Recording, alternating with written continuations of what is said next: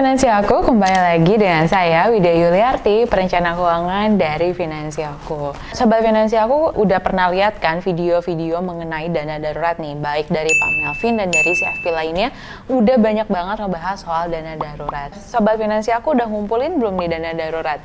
Udah tahu belum sih pentingnya memiliki dana darurat ini? Karena dari perencanaan keuangan, dana darurat ini termasuk salah satu keamanan keuangan. Nah, apalagi dana darurat ini menjadi salah satu keamanan keuangan yang paling pertama dan menjadi fondasi utama dari keamanan keuangan. Kebayang dong kita harus memiliki dana darurat terlebih dahulu. Nah, fungsinya apa sih pentingnya kita memiliki dana darurat? Nah, kalau dana darurat ini akan dipakai kalau misalnya ada kejadian yang nggak bisa direncanakan sama sekali nih oleh Sobat Finansialku.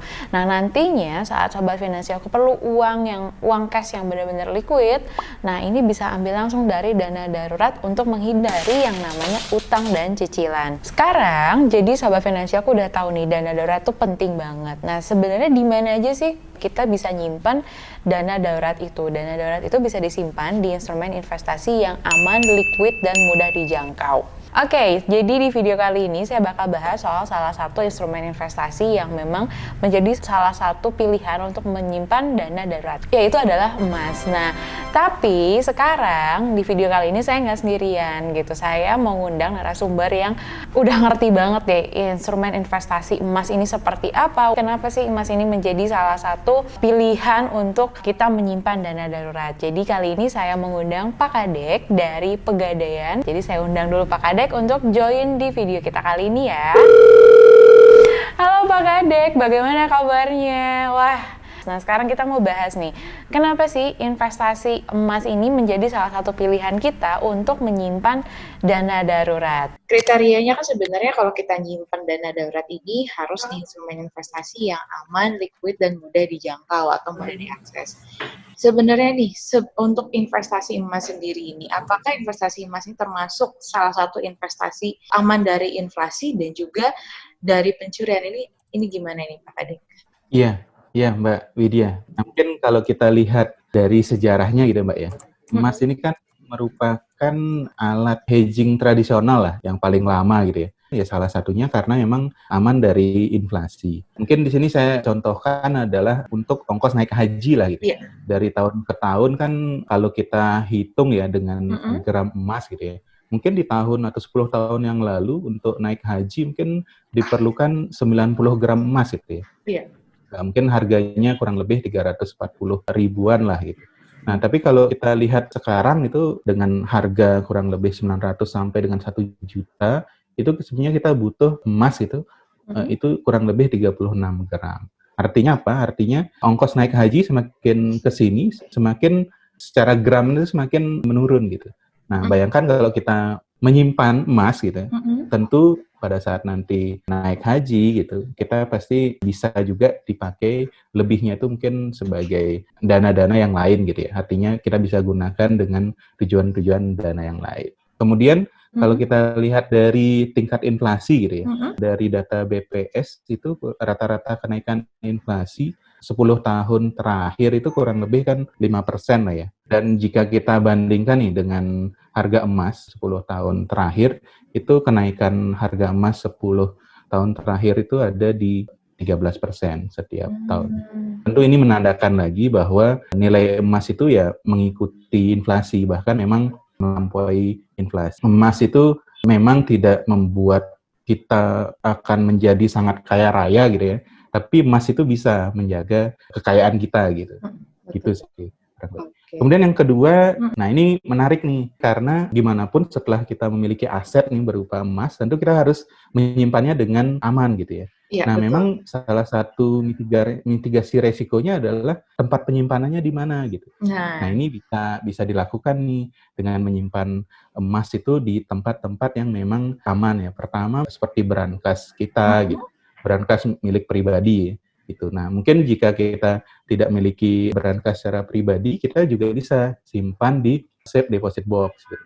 Nah, kami juga di Pegadaian ini ada salah satu produk juga di mana emas itu juga dapat disimpan.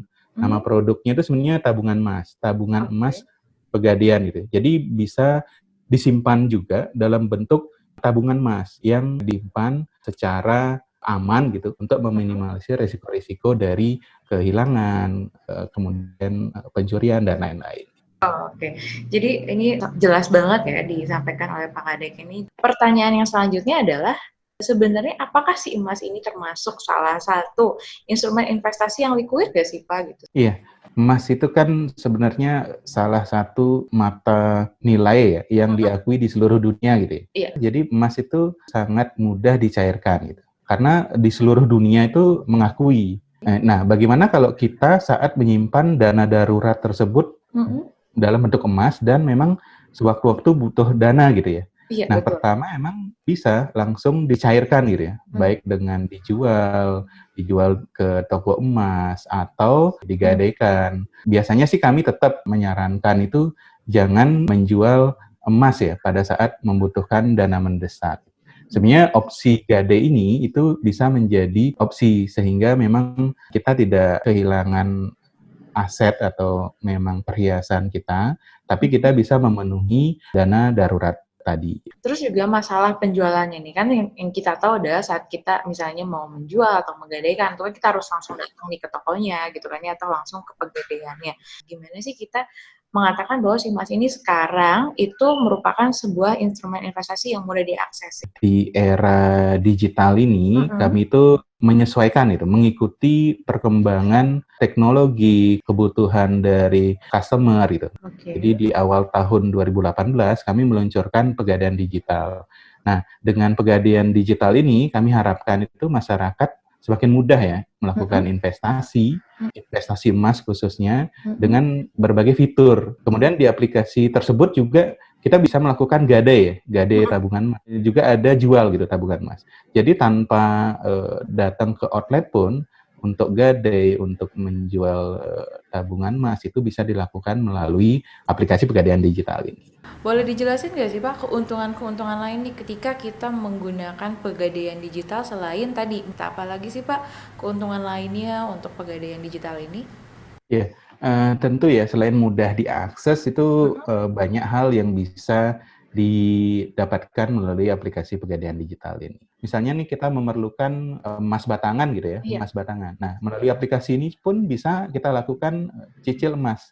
Jadi tidak hanya investasi saja sih sebenarnya, tapi kita juga bisa mengajukan pinjaman untuk mengembangkan usaha maupun untuk keperluan multiguna. Dan memang jika kondisi mendesak gitu ya, tentu dari tabungan emas tersebut ada fitur-fitur seperti gadai tabungan emas, kemudian ada jual buyback-nya juga gitu ya, jual juga bisa lewat aplikasi gitu. Pegadaian itu kan sebenarnya usaha utamanya gadai. Nah, di aplikasi ini bisa, kita misalnya mau gadai ke Pegadaian, jadi kita bisa booking dulu secara online di aplikasi ini. Oh, saya mau datang ke cabang Pegadaian di hari Selasa gitu. Nah, kita bisa booking. Nah, di samping gade apa gitu. Nah, ada lagi Mbak. Jadi kita juga bisa melakukan transaksi pembayaran dari produk Pegadaian maupun pembayaran multi payment yang lain seperti beli pulsa, bayar air, bayar listrik gitu. Yang terbaru nih Mbak, kami juga meluncurkan ada fitur itu pengajuan pembiayaan ibadah haji. Nah, apa itu? Jadi jika kita sudah ada niat misalnya untuk berhaji gitu ya, jadi bisa langsung melakukan pengajuan pembiayaan ibadah haji. Wow, berarti lengkap banget ya Pak ya. Ini cukup dari rumah kita udah bisa melakukan semuanya langsung dari satu aplikasi ini, Pegadaian Digital. Gimana sih Pak? Gimana kita bisa menjamin kalau sebenarnya sih Pegadaian Digital ini aman gitu Pak? Nah, bagaimanapun ini Pegadaian ini adalah salah satu BUMN. Nah, di mana kami tentu harus menjaga kepercayaan nasabah tersebut dalam menitipkan emas di Pegadaian. Nah, di samping itu kami juga terdaftar dan diawasi oleh OJK, Otoritas Jasa Keuangan. Pegadaian itu menjamin nih, setiap emas yang dititipkan kepada kami memang real, fisik dari emas tersebut memang kami simpan gitu. Selain itu pun secara data karena ini adalah digital, itu karena kami juga mengikuti regulasi terkait dengan keamanan, kami juga ada tim yang khusus yang memang melakukan pemeliharaan dan menjaga keamanan data nasabah atau investasi nasabah sehingga itu bisa aman dan aplikasinya juga stabil. Ini udah jelas aman ya, maksud kalau kita mau berinvestasi melalui Pegadaian Digital ini tadi sudah ada terdaftar di OJK juga gitu kan. Ini Pak, buat yang tertarik nih akhirnya udah deh pengen pakai Pegadaian Digital. Nah ini kita bisa dapetin aplikasinya di mana sih Pak? Iya. Untuk aplikasi ini sangat mudah ya, tentunya dengan mendownload aplikasi Pegadaian Digital melalui Play Store maupun App Store, itu cukup dicari dengan kata kunci Pegadaian Digital, nanti setelah itu dilakukan download dan melakukan registrasi. Kemudian selanjutnya langsung membuka rekening tabungan emas dengan memberikan data-data diri seperti yang ada di KTP, kemudian bisa untuk melakukan pembukaan rekening tabungan emas di Pegadaian Digital. Oke, jadi itu ya syaratnya teman-teman. Kalau teman-teman mau buka akun di Pegadaian Digital. Untuk kita berinvestasi emas melalui Pegadaian Digital ini, apakah ada minimum pembelanjaannya nggak Pak? Biaya di awal itu sebesar 50.000 itu sudah bisa menabung emas. Itu 50.000-nya itu kita langsung konversi menjadi saldo emas. Dan untuk biaya pengelolaan titipannya, untuk khusus untuk Pegadaian Digital, free biaya titipannya itu selama 1 tahun. Kalau misalnya kita udah masuk ke tahun kedua, tahun ketiga, ini berapa sih Pak sebenarnya biaya administrasinya untuk investasi emas di Pegadaian Digital ini? Mungkin untuk tahun kedua dan selanjutnya, ini sangat murah gitu, hanya 2.500 per bulan atau 30.000 1 tahun. Masih sangat terjangkau sekali ya buat sahabat finansi aku yang mau berinvestasi di Pegadaian Digital ini. Kalau misalnya nih kita udah nabung emas udah 1 tahun misalnya, sebenarnya kita bisa nggak sih Pak mencetak emas kita ini yang ada di Pegadaian Digital, dan caranya itu gimana sih Pak? Cara kita mencetak emas yang kita tabung ini? Iya. Nah, untuk mencetaknya itu bisa juga ya dilakukan di aplikasi Pegadaian Digital ini.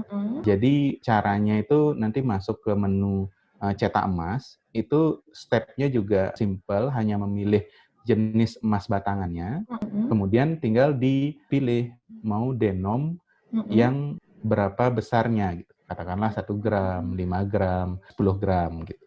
Nah, setelah memilih denomnya, nanti dilakukan pembayaran sejumlah biaya cetak emas. Setelah sukses, tinggal menunggu dan nanti emasnya itu kita bisa ambil di tempat pembukaan rekening tabungan emas. Oke, jadi mudah sekali ya, sampai mencetak emasnya pun kita bisa melakukan dari satu aplikasi itu. Jadi benar-benar selengkap itu. Jadi ini sangat membantu sekali ya Pak ya, berarti untuk teman-teman yang mau investasi emas lewat Pegadaian Digital. Terima kasih banyak Pak Kadek atas waktunya dan juga penjelasannya. Oke, terima kasih Mbak Widya dan tim finansialku serta sobat finansialku di seluruh Indonesia. Dan terima kasih Mbak Widya. Oke, terima kasih Pak Kadek. Gimana nih soal finansialku, udah tahu dong keuntungan-keuntungan berinvestasi emas, apalagi emas sebagai dana darurat kita. Dimana emas ini yang tadi kita udah sempat ngobrolin, pertama, emas ini aman gak sih? Oh tentu aman banget nih gitu kan. Yang pertama aman dari inflasi, udah gitu kalau misalnya terkait pencurian, ini ternyata sudah ada solusinya nih, bisa disimpan di brankas atau misalnya ke safe deposit box juga. Atau misalnya yang lebih aman lagi tadi bisa ke melalui Pegadaian Digital juga. Apakah liquid nggak sih? Oh liquid banget gitu kan. Kalau dulu kita harus jual emasnya harus ke toko, sekarang bisa lewat satu aplikasi aja, situ kita bisa langsung investasi dan juga bisa langsung jual beli emasnya. Dan di aplikasi itu juga kita bisa ngecek juga nih, bisa cek saldo emas kita dan juga bisa melakukan multi payment, banyak banget fiturnya. Nah soal finansi aku tahu nggak sih instrumen-instrumen lainnya yang kita bisa menyimpan dana darurat ini selain emas di mana aja ya? Punya ide lainnya nggak sih? Atau punya kebiasaan biasanya soal finansi aku nyimpan dana daruratnya di mana nih? Boleh dong kita diskusi di kolom komentar ya. Semoga video ini bisa membantu sobat finansi aku dalam mengumpulkan dana daruratnya ya. Kita ketemu lagi di video selanjutnya. Bye-bye.